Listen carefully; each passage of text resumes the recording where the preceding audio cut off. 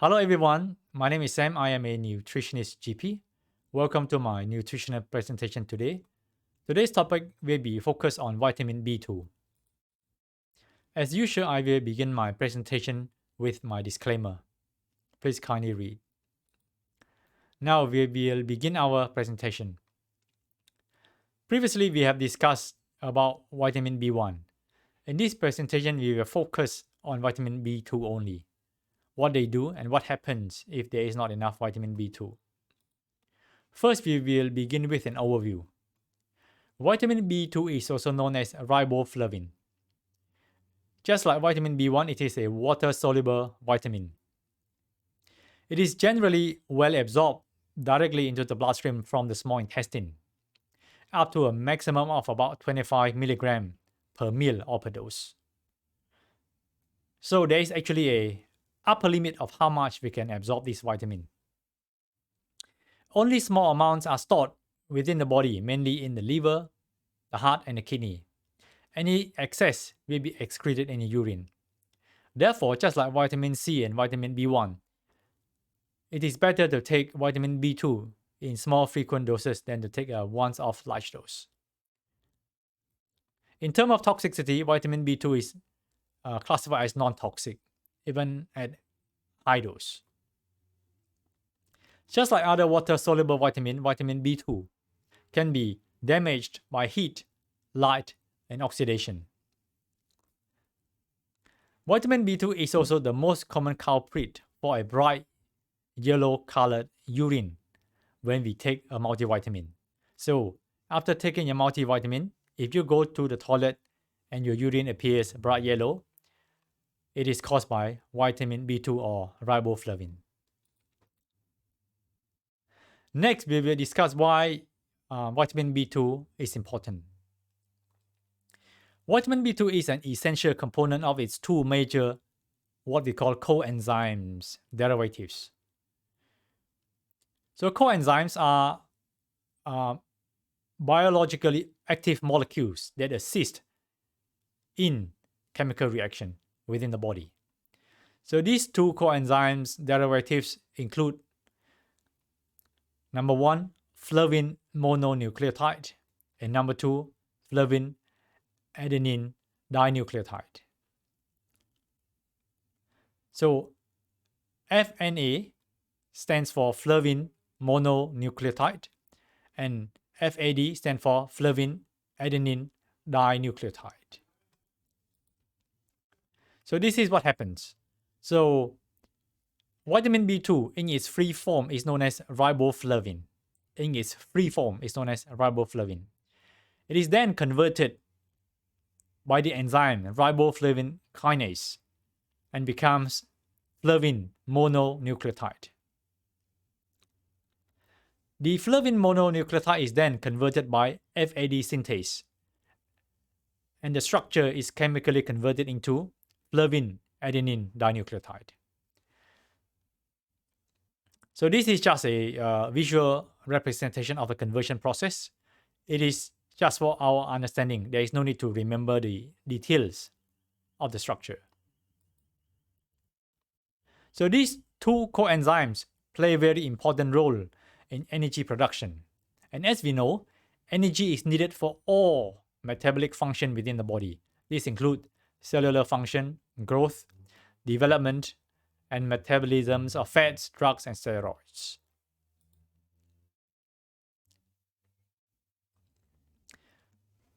The other reason why vitamin B2 is important is that its coenzyme derivatives, flavin adenine dinucleotide, is needed in the conversion of an amino acid called tryptophan to vitamin B3 or niacin.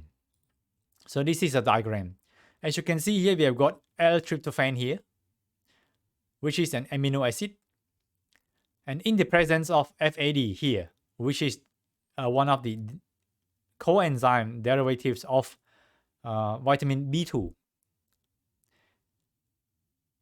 is converted to NAD and then is converted to niacin, which is vitamin B3. Similarly, flavin mononucleotide, which is another coenzyme derivative of vitamin B2, is also needed to convert vitamin B6 to its active coenzyme form called pyridoxal 5-phosphate.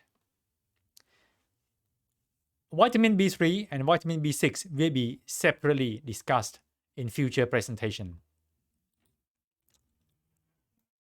Additionally, vitamin B2, just like vitamin B6, B9, and B12, are important in the maintenance of a healthy level of homocysteine and amino acid in the bloodstream. High level of homocysteine, if unregulated, can put you at an increased risk for heart disease.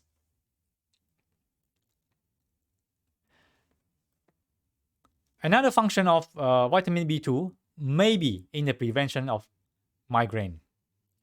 In a small randomized control trial of 55 patients, adult patients with migraine, a supplementation of 400 mg per day of vitamin B2 in its free form, riboflavin, reduced the frequency of migraine attacks by 2 per month compared to placebo. So vitamin B2 may help to prevent migraine. Next, we will discuss the chemical structure.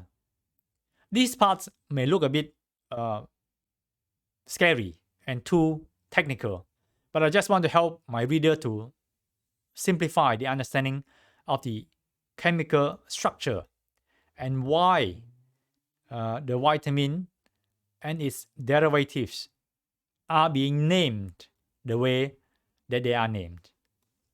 As you can see here, there are 3 molecules. One is the riboflavin, one is the flavin mononucleotide, which is one of its coenzyme derivative, and then its second coenzyme derivative is the flavin adenine dinucleotide.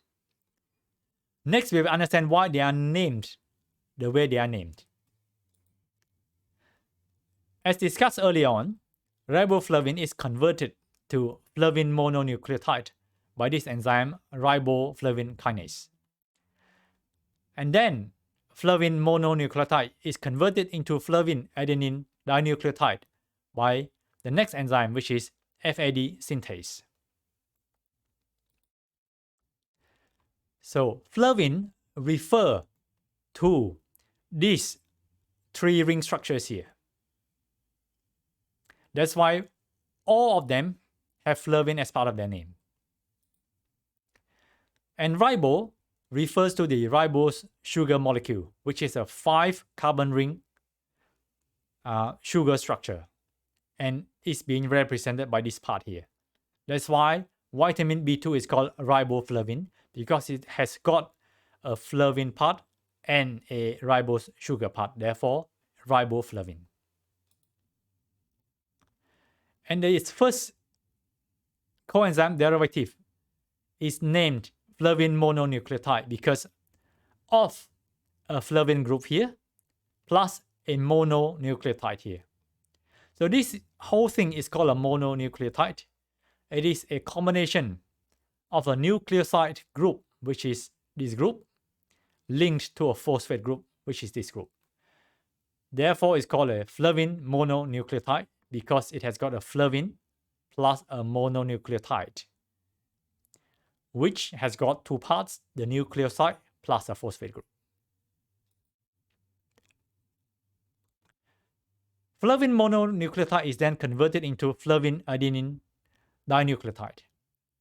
It is named flavin adenine dinucleotide because it has got a flavin group, which is these 3 ring carbon structures here. And then it has got 2 nucleotide group, which is this group plus the next group. So 2 of them. Therefore, it's called dinucleotide. It has got an adenine before the dinucleotide because it does have an adenine group, which is this part here. Therefore, it's called flavin adenine dinucleotide.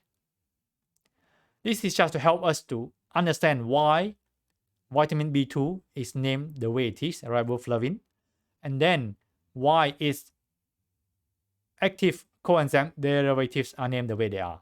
I hope you understand more. Next, we will discuss what happens if we don't have enough vitamin B2. The classic disease of vitamin B2 deficiency is called araboflavinosis. This is characterized by inflammation of the oral mucosa and the tongue. The inflammation also leads to cracking of the tongue, of the lip, as well as formation of ulcer on the lip, as you can see here. It can also lead to a few other conditions, including seborrheic dermatitis, pneumocytic anemia, which is low hemoglobin level, and growth disturbances. If untreated, chronic severe deficiency of vitamin B2 can lead to cataract formation, degeneration of the liver, and damage to the nervous system. And this may not be reversible even with supplementation of vitamin B2 later on. These changes and damage to the body occurs because of impaired energy production and impaired metabolic pathways, either directly from deficiency of B2 and or deficiency of other nutrients, especially other B vitamins, through reduced level of vitamin B2 derivatives, flavin coenzymes, as we know that these are involved in metabolic pathway and as well as in the conversion of vitamin of one nutrients to, say, vitamin B3 or B6 in their active form. Now that we understand what vitamin B2 do and what deficiency can lead to, we will now take a look at where we can find vitamin B2. Natural food sources of vitamin B2 or riboflavin includes egg, organ meats, lean meats, milk, and vegetables. Indeed, more than 90% of dietary vitamin B2 is in its derivative coenzyme form of FAD or FMN. Free riboflavin or vitamin B2 is then released by our digestive enzymes in the small intestine and then absorbed into the bloodstream. One thing worth mentioning is that egg is an exception. Unlike in other food, in egg, the main form of vitamin B2 is in its free riboflavin form. Other food that are enriched or fortified with riboflavin or free vitamin B2 include grains and cereals. And the following table shows the daily recommended dietary target for people at different age group. In summary, vitamin B2 or riboflavin has two very important coenzyme derivatives. They are flavin mononucleotide, also known as riboflavin 5-phosphate, and flavin adenine dinucleotide. FMN and FAD are involved in energy production, therefore all metabolic activities within the body. FAD and FMN are needed for the synthesis of vitamin B3 and B6 respectively. I hope you have enjoyed my presentation today. Thank you very much for your attention. If you like my presentation, please kindly subscribe and share. Stay alive, stay safe, and stay healthy. Many thanks. Take care. Bye-bye. See you next time.